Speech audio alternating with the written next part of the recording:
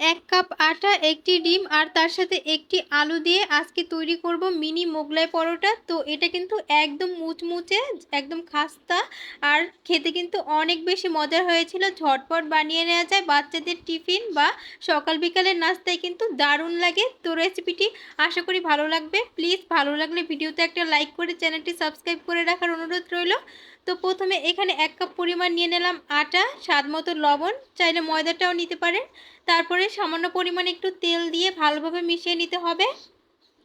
যখন এটা ভালোভাবে মিশিয়ে নেওয়া হয়ে যাবে তখন আমি নর্মাল পানি দিয়ে এটাকে একটা ডো তৈরি করব। আর ডোটা কিন্তু খুব বেশি নরম বা খুব বেশি শক্তও হবে না।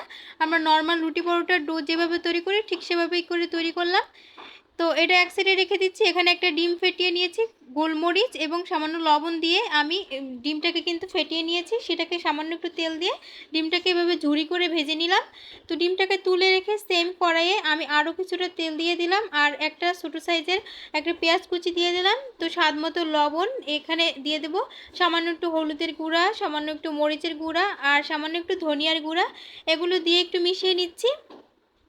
তারপর এখানে আমি সিদ্ধ করে রাখা একটা আলু ভালোভাবে ম্যাশ করে নিয়েছি, সেটা দিয়ে দিলাম, ভালোভাবে মিশিয়ে নিচ্ছি। তো এরপরে আমি এখানে একটা ম্যাগি মশলা ব্যবহার করছি। তো ম্যাগি মশলাটা আপনাদের কাছে না থাকলে নুডলসের মশলাটা ব্যবহার করতে পারেন, এটা দিলে খেতে অনেক বেশি ভালো লাগে।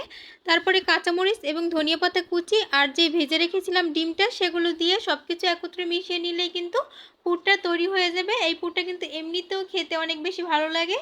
চাইলে এটাকে কিন্তু রুটি পরোটার সাথেও পরিবেশন করতে পারেন, খেতে অনেক বেশি ভালো লাগে। তারপরে আমি এটাকে এক সাইডে রেখে দিচ্ছি আর এদিকে ডোটাও অনেকটা সফট হয়ে গেছে। তো ডো থেকে আমি 2টা লেচি কেটে নিলাম, একটা রেখে দিচ্ছি আর একটা নিয়ে হাত দিয়ে ঘুরিয়ে ঘুরিয়ে একটু গোল করে নিচ্ছি। তারপর আমরা নর্মাল যেভাবে রুটি বানাই ঠিক সেভাবে করে রুটি বেলে নিব।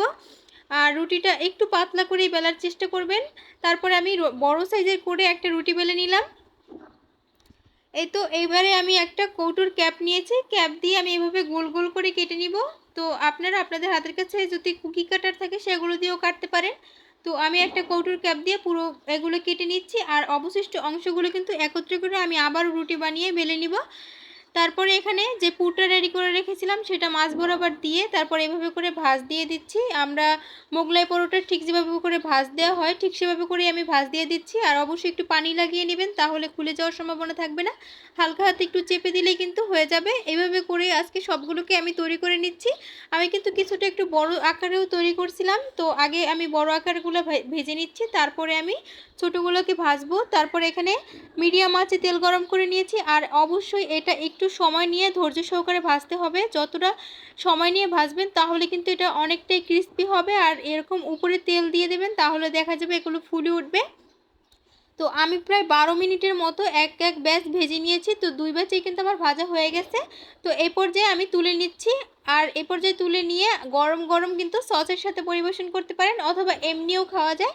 আর খেতে কিন্তু অনেক বেশি মজা হয়েছিল। বাসায় অবশ্যই একবার ট্রাই করে দেখবেন কতটা ভালো লাগে আর আমাকে জানাবেন যে কেমন হয়েছিল। তো ভিডিওটা ভালো লাগলে প্লিজ ভিডিওতে একটা লাইক করে চ্যানেলটি সাবস্ক্রাইব করে রাখার অনুরোধ রইল। আজকে এখানেই, সবাই ভালো থাকবেন। আল্লাহ হাফেজ।